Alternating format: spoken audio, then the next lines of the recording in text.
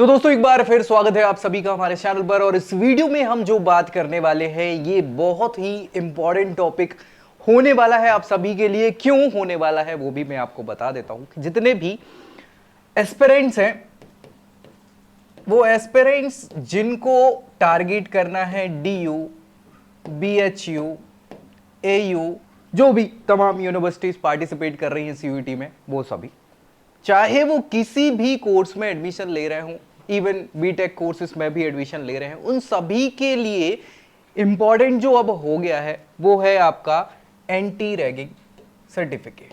क्या है? Anti ragging certificate. सो ये सर्टिफिकेट एक्चुअली क्या है ना? What is anti ragging certificate? साथ ही साथ इसको बनाने की क्या जरूरत है, क्या महत्व है इसका, इंपॉर्टेंस की बात कर लेंगे हम। ठीक है, साथ ही साथ ये कैसे बनाया जा सकता है, कैसे बनाना है, क्या प्रोसेस होती है इसकी, इन सारी चीजों को हम डिटेल में यहां डिस्कस करने वाले हैं। तो आखिर तक चीजों को आपको देखना है वीडियो को, ताकि एक एक चीज आपको क्लियर हो जाए। और उसके बाद दोस्तों में भी शेयर कर दीजिए ताकि उनको भी ये सारी क्लैरिटी हो जाए। क्यों इंपॉर्टेंट है? क्योंकि एडमिशन में ये सारी चीजें आपकी लगने वाली। ठीक है, तो कैसे बनाना है, क्या करना है, सारी प्रक्रिया पुराने से अभी तक की मैं यहां डिस्कस करूंगा। सबसे पहले क्या होता है एंटी रैगिंग सर्टिफिकेट? तो उसके लिए हमें पहले जानना होगा एक टर्म जिसको बोलते हैं रैगिंग। क्या होती है रैगिंग? तो यहां भैया ये रैगिंग आप सभी ने नाम तो सुना होगा, मुझे ऐसा लगता है, लेकिन आज के समय में रैगिंग आज इंडिया में बताएं तो पूर्णतः बैन है और आजकल रैगिंग देखी भी नहीं जाती। कुछ छोट-मोट केसेस जो मैक्सिमम मिलते हैं तो वो है, अदरवाइज लगभग ये 99% तक खत्म हो चुकी है भारत से।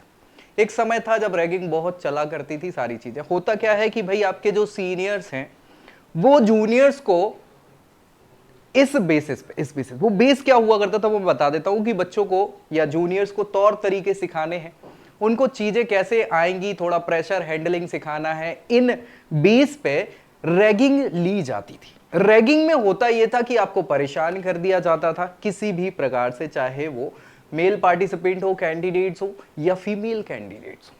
प्रेशर इतना बढ़ जाता था कई बार कि बच्चे सुसाइड तक कर लेते थे। ये सच्चाई है। आज तो बच्चे एग्जाम के प्रेशर में सुसाइड कर रहे हैं, लेकिन पहले रैगिंग के नाम पे सुसाइड हुआ करती थी। तो उनको कम करने के लिए बहुत सारे रूल्स आए, जिनमें से अब एंटी रैगिंग सर्टिफिकेट इंपॉर्टेंट हो गया है, इसीलिए हो गया।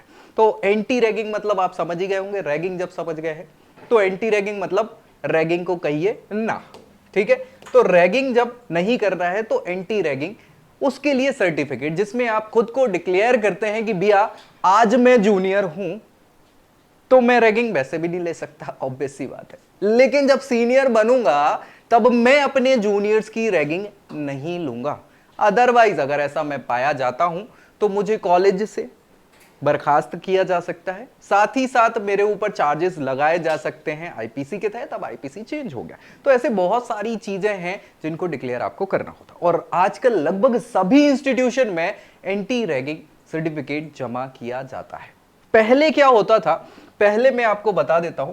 पहले एक एफिडेविट जो बनता था, एफिडेविट, ठीक है, सो एफिडेविट बनता था और वो एफिडेविट स्टाम्प पेपर पे बनता था। स्टाम्प पेपर आपको पता ही होगा, 50-100 रुपए का, 50 या 100 रुपए का जो है वो स्टाम्प पेपर है। उस पे ये सारा का सारा एफिडेविट लिखा जाता था कि भैया मैं फला फला, आपका नाम, पिताजी का नाम, आपका एड्रेस, कहां से बिलोंग करते हैं, क्या है, कौन से कॉलेज में जा रहे हैं, और मैं ये डिक्लेयर करता हूं कि मैं किसी भी बच्चे की, चाहे जूनियर हो सीनियर हो, किसी भी प्रकार का कॉलेज प्रशासन से रिलेटेड रैगिंग की गतिविधि में संलिप्त नहीं होऊंगा। अगर संलिप्त पाया जाता हूं तो मुझे क्या किया जा सकता है, मुझे दंड दिया जा सकता है। वो दंड कुछ भी हो सकता है, आपको रस्टिकेट करना, आपको निकाल देना, सारी चीजें, बहुत सारी अलग अलग प्रावधान होते थे। तो वो पहले सिंपल बनाया जाता था, किस पे? स्टाम्प पेपर पे बनाया जाता था, जो किसी भी नोटरी की शॉप पे बन जाता था, जिसमें आपके फादर के साइन होते थे, सारी चीजें। फादर का कंसर्न भी इंपॉर्टेंट था कि भाई हाँ, अगर ये पाया जाता है तो मैं भी कुछ नहीं हूं, मैं सहमत हूं कि रैगिंग नहीं होनी चाहिए, ना मेरे बच्चे की और ना किसी के बच्चे की।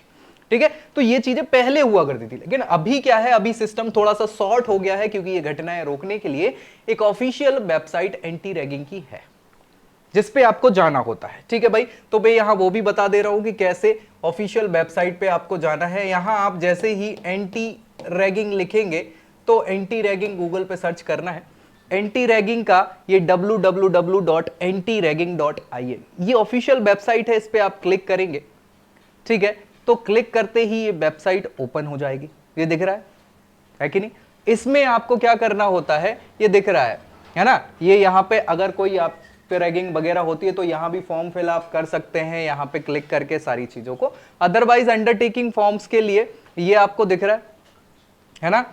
और फॉर्म्स के लिए ये आपको दिख जाएगा कौन से क्या है, स्टूडेंट अंडरटेकिंग आप यहाँ देखेंगे। ठीक है, ये स्टूडेंट के द्वारा भरा जाए, ये दिख रहा है आपको ऑप्शन। ये ऑप्शन में दिखेंगे 3 अलग अलग ऑप्शन, सब ऑप्शन है बेसिकली। ये कॉलेज वाला आप देख रहे होंगे यहाँ पे, उन सभी पार्टिसिपेंट के लिए, बच्चों के लिए जो किसी कॉलेज से बिलोंग करते हैं। अब कॉलेज मतलब क्या, जो किसी यूनिवर्सिटी से एफिलिएटेड होंगे। ठीक है, ये लिखा है नीचे आप देखोगे अगर, तो college that are affiliated with any university, any regular college के लिए आपको ये वाला फॉर्म देखना है। फिर भी है ये stand alone institution. Stand alone institution क्या होते हैं? वे सारे इंस्टीट्यूशन जो किसी से एफिलिएटेड नहीं होते, खुद के रूल्स एंड रेगुलेशन नॉर्म्स वगैरह बनाते हैं। यूनिवर्सिटी, अगर आप किसी पर्टिकुलर यूनिवर्सिटी में ही एडमिशन आपका हो रहा है तो यूनिवर्सिटी का फॉर्म आपका रहेगा। तो ये आपको देखना है कि आप किस रिलेटेड इंस्टीट्यूशन या यूनिवर्सिटीज में जाते हैं। जैसे आईआईटीज वगैरह की खुद यूनिवर्सिटीज है ना? सो उनके लिए ये होता है, बीएचयू वगैरह में जाने के लिए, है ना, जेएनयू वगैरह, ये यूनिवर्सिटी के लिए। ठीक है, आप स्टैंड अलोन इंस्टीट्यूशन में है तो उसके लिए आपको ये पता करना होगा कि आपका इंस्टीट्यूशन कौन सा है। कॉलेज में है तो सिंपल कॉलेज पे आपको क्लिक करना है। ठीक है भाई, चलिए अब भैया कॉलेज पे हमने क्लिक किया, ये है, क्लिक किया। ठीक, अब ये क्लिक किया तो ये पूरा फॉर्म आपका आ जाएगा, दिख रहा है? ये पूरा फॉर्म आपको फिल करना है, स्टूडेंट की डिटेल भरना है। इसमें क्या भरना है? आपका नाम भर देंगे, इसके बाद आपका मिडिल नेम अगर है तो सरनेम जो है बाद वाला वो भर देना है। मोबाइल नंबर आपका और ऐसा नंबर भरना, क्योंकि ओटीपी वगैरह आते रहते हैं, इससे रिलेटेड आपको जानकारी मिलती रहती है, तो वो नंबर जो चालू है। ईमेल आईडी, ये इंपॉर्टेंट है, एस्ट्रिक्स लगे हुए हैं ना, मैंडेट हैं ये सारी चीजें। जेंडर मेल है फीमेल है, सिटी आपकी क्या है, स्टेट क्या है, और नेशनैलिटी क्या है, इंडियन ही है, ऑब्वियस सी बात है। अगर मतलब बाहर से आप बिलोंग कर रहे हैं तो आप वो रख सकते हैं ऑप्शन में। फिर भैया ये पेरेंट्स की या गार्जियन की डिटेल आपको फिल करनी होगी, जिसमें आपके पेरेंट्स का या गार्जियन का नेम लिखेंगे, उनका फ़ोन नंबर रखेगा, इसके बाद यहाँ पे ईमेल वगैरह रहेगी पेरेंट की, उनकी सिटी कौन सी है, यहाँ स्टेट, और उनका एड्रेस। कॉलेज या कोर्स डिटेल, यहाँ क्या रहेगा, जो भी कॉलेज आपका बेस्ड है भैया उसको स्टेट कर देना है, कौन सी स्टेट में बेस्ड है। भैया दिल्ली में है तो दिल्ली में लगा देंगे, एनसीआर लगा देंगे, है ना, यूटी लिख देंगे, या फिर जो भी रिस्पेक्टिव स्टेट में आपका कॉलेज पड़ता है उसको सिलेक्ट करेंगे। कॉलेज का नाम है ना सिलेक्ट कर लेंगे तो यहाँ एंटर कर देंगे। अब भैया यहाँ पे कॉलेज डिटेल के हिसाब से कॉलेज की डिटेल भरना है, जो भी आपका कॉलेज है उसके डायरेक्टर का नाम आप भर देंगे, है ना, ऑनलाइन मिल जाएगा भाई, जिसका भी है आपकी वो ऑफिशियल वेबसाइट कॉलेज की खुल जाएगी, वहां पे डायरेक्टर का नाम मिल जाएगा। ठीक है, फोन नंबर कॉलेज का वहीं नीचे मिल जाता है, इसके अलावा लैंडलाइन नंबर अगर है तो वो भी मिल जाएगा। ठीक है, कौन सा आप कोर्स कर रहे हैं, यूजी या पीजी कोर्स कर रहे हैं वो रखेंगे यहाँ पे। नेम ऑफ कोर्स, जो भी आपका कोर्स है, बीए है, बीकॉम है, या जो भी रिलेटेड। ठीक है, आप कौन सी, number of student in your class, कितनी सीट्स हैं आपकी उस क्लास में, आपको सिटिंग इनटेक तो पता ही है तो वो आप लिख सकते हैं। ठीक है भाई, यहाँ पे करंट ईयर ऑफ स्टडी आप लिख देंगे जो भी है 2024।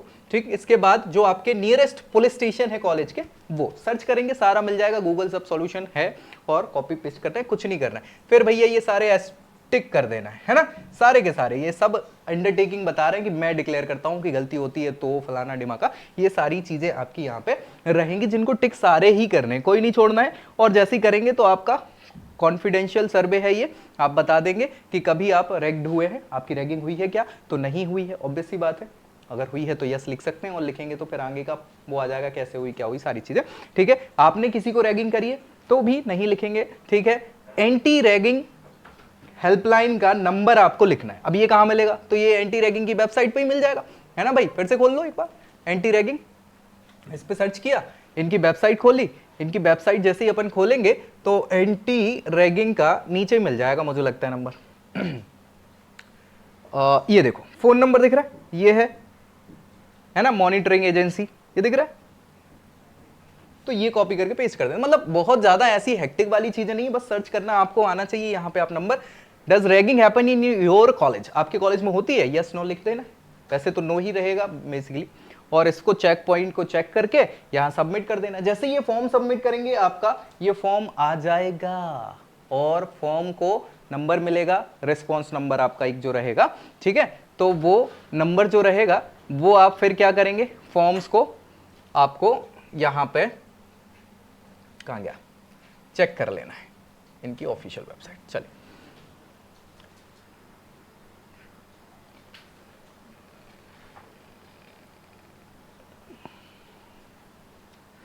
ठीक है, तो यहाँ पे ये तो कंप्लेन के लिए है, यहाँ पे ये है अंडरटेकिंग डॉक्यूमेंट, ठीक है। तो ये आप जब इस पे क्लिक करेंगे अंडरटेकिंग डॉक्यूमेंट पे, तो यहाँ पे आपको जो रेफरेंस नंबर मिलेगा, देखो जब ये फॉर्म आप फिल कर दोगे सारा तो एक रेफरेंस नंबर आ जाएगा। रेफरेंस नंबर आपको फिल करना है, ईमेल आपकी जो रजिस्टर आपने करी थी वो, मोबाइल नंबर, और सबमिट कर देना है। तो आपका पूरा फॉर्मेट जो है वो आ जाएगा। उसको प्रिंट निकलवाइए, अपने साइन करिए, पेरेंट्स के साइन करवाइए, और वही रहेगा आपका एंटी रैगिंग सर्टिफिकेट, जिसको जाके आपको सबमिट कर देना है, ठीक है। कॉलेज में कोई दिक्कत नहीं है, कहीं से कोई समस्या नहीं है, फिर भी कोई दिक्कत लगे तो कमेंट जरूर कर दीजिए और दोस्तों में शेयर करिए, वीडियो को लाइक तो कर रही है, और पहली बार चैनल पर आ रहे हैं तो सब्सक्राइब कर लीजिए। तो अगली वीडियो में अगली जानकारी के साथ मिलेंगे, तब तक के लिए जय Hind. I hope you like this video. For more such videos, keep watching our channel. And do not forget to like, share and subscribe.